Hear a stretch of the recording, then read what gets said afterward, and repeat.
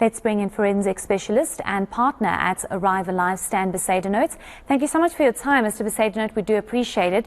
I mean, these numbers are staggering, especially during the festive season where people make their way in and out of provinces. What does this festive season look like? So good evening, firstly, Heidi, and good evening to your listeners, and Happy New Year, of course. Yeah, you know, the thing is that every single year we sing the same tune. We wait in with bated breath for the numbers to come in. We have all these promises from, the government and the law enforcement fraternity, zero tolerance and what have you. And every year we see those numbers creep up ever higher.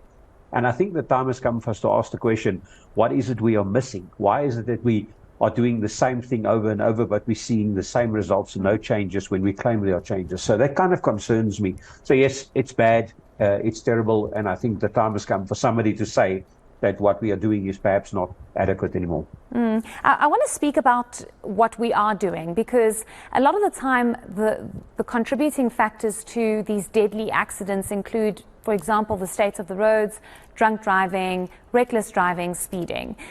Is that what you have picked up? I mean, I got a sense from my team that they indicated you have been traveling a lot this festive season and you've picked up some factors that could possibly be contributing to this gruesome and deadly picture that we see every festive season or every busy season, also, for example, in Easter. Yes, Heidi. So let's start with, I've done trips to Durban and back maybe 5 or 6 times in the last 3 months, and maybe to Cape Town more than that. I've just come back from another trip, 2,500 kilometers to the Southern Cape, and I've taken specific note of the things I've seen because I'm driving over the right in the heart of the festive season. And one of the things that concerns me is, and then we speak about all these possible contributors, I still come back to something I've said numerous times before, and that is what I call intentional human action. I understand that if somebody drives at the speed limit and there's a wet road and they couldn't anticipate something going wrong, that it's a so-called accident. But people don't accidentally overtake in the face of oncoming traffic, speed excessively, drive unroaded vehicles that are clearly dangerous. And what we find, what my own experience with the roads, especially over this festive season has been, is that I find that it's as if South Africans drive in the bubble of self-preservation. They only care. We are very, very selfish drivers. I see all the time that, for instance, one truck is overtaking another, and they would be traveling for miles, unable for the one to actually get past the other, but essentially hogging 2 lanes. In the meantime, we've got a queue of a kilometer or whatever building up behind them. Now, all those drivers start getting impatient and they start trying to find unsafe places to overtake. I find a huge problem that has developed, and I can't say whether it's only this festive season, but recently, is people actually driving excessively under the speed limit on highways, national highways, people driving at 80 kilometers per hour in the middle of the lane, essentially not moving over. That essentially brings other people to the point of frustration, including me. I get frustrated because I'm thinking to myself, wait a minute, you are a trained driver, you're qualified, you've got a driving license, you've got a motor vehicle. Sometimes it's a fairly new vehicle, so you can't even come to the conclusion that it's simply, some kind of old vehicle that is incapable of driving at highway speeds, and that'll sit in the middle of the road, and it takes a long while. And what happens is you have this build-up in traffic, and then you have this buffering effect, the traffic friction component. In one second, everybody's passing, then everybody's captured again, then everybody's passing, then everybody's captured again. And that oscillation in traffic patterns brings a huge amount of additional risk in my experience. And I see it unfolding in the form of crashes I've come across myself. Absolutely. I mean, you make such valid points there. I'm wondering what role, let's just park the role an individual driver can make in making our roads safer and not contributing to the deadly accidents we see. But what about, for example, the Department of Transport, the state of the roads, the quality of the roads, people traveling long distances.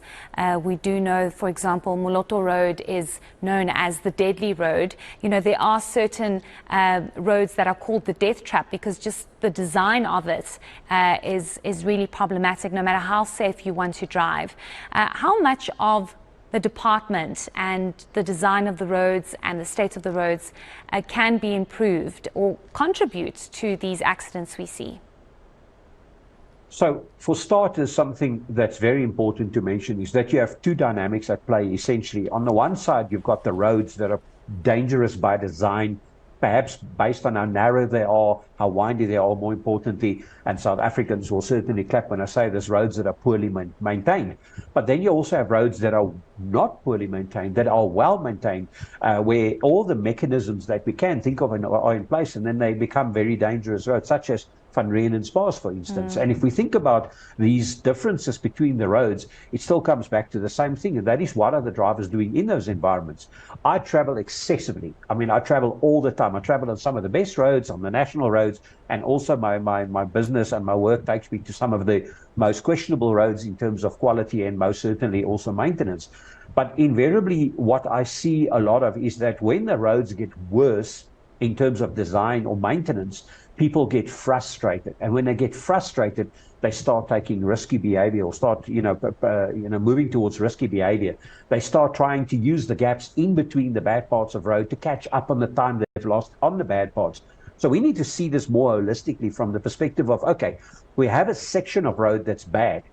Don't worry about the impact that section has on people driving there as much as the impact it has on their total trip planning. If I plan to drive during daylight hours because I've got bad eyesight and road conditions delay me and push me into nighttime, there's an additional risk. If a lot of vehicles are slowed down, you might have trucks that are slowed down even more than cars in certain environments on account of the condition of the roads. That causes a buildup of traffic. That buildup of traffic brings us back to that road frustration. And I've got to say, kind of in honesty, that one thing that concerns me enormously is I expected during the festive season to come across a lot of examples of what I call proactive law enforcement. I'm shocked to tell you that I've been stopped once in the last 3 months, and the time that I was stopped, I was asked, can I see your driver's license? I presented it, they looked at it, they wrote some details on a piece of paper, and they said, thank you. Other than a couple of speed cameras and speed enforcement, I don't see good examples of rolling enforcement. You see people that are driving extreme. I watched the car overtake other cars. He's done overtaking cars and he continues to drive on the wrong side of the road for perhaps 5 kilometers. I actually thought to myself, when is this going to end? Because he just carries on and on. Now, I understand that we face challenges. I understand that a lot of law enforcement units prefer to place their officers at static locations to save on perhaps the cost of fuel or whatever. I can't say that I know. And my examples might only be anecdotal because it only relates to my experiences. But I'm very concerned, for instance, take the Road Traffic Management Corporation's National Traffic Enforcement Unit. I've seen them use as many as 5 or 6 vehicles, motorcycles, sometimes cars, to do speed trap enforcement. But I've literally seen only 2 of their vehicles on the national roads. So the question is, what are all these people doing? Is it, has law enforcement become really just a debt collection effort? I think from my experience, specifically in the US, where I spent 2 years just until 2020, you have a much more proactive road safety effort rather than for lack of a better term, finding mechanisms to see how can we extract from the public as much, let's call it inconvenience, money, compensation as possible. There has to be corrective action on all fronts. You can't just look at road users and say, what are they doing wrong? You've got to look at the thing holistically and say, what are all of us doing wrong and what can we do to change and to improve safety in South Africa? Okay, just very quickly, I just want to find out if you think things are going to get worse now that people are returning back home, or is the peak of deadly accidents normally when people are going to their destinations? To be honest, I actually think what happens is when people are returning, when you go on holiday, you're kind of still in a, let's call it in a work-focused mode. I think people going on holiday, they've just come off the work cycle, they're aware of the fact that they're tired, they're about to go on holiday. So as a result, they're kind of a little bit more, it's called risk homeostasis. It's an internal risk balancing mechanism. When the holiday is done and the spirits are high and the people are relaxed and they're heading back home, I anticipate that there's perhaps the risk that people are going to be a little bit more nonchalant. The trip home often feels longer than the trip to your holiday destination. So I'm concerned that people might be acting a little bit more risky, or the behavior might become more risky, and I'm more concerned that we might see an increase in those numbers. My advice to any road user in South Africa is to actually visit the arrivallife.co.za website and look through some of the articles we've written and some of the videos they've created surrounding the things you can do to make the road safer for everybody. education, I think, is let's, for lack of a better term, a lowest standard of requirement in my mind. If people are more informed, more educated, and more aware, then perhaps they will self-govern, and through that process of risk homeostasis or internal risk balancing, they will become aware of the risks that they face and perhaps act, more preventatively.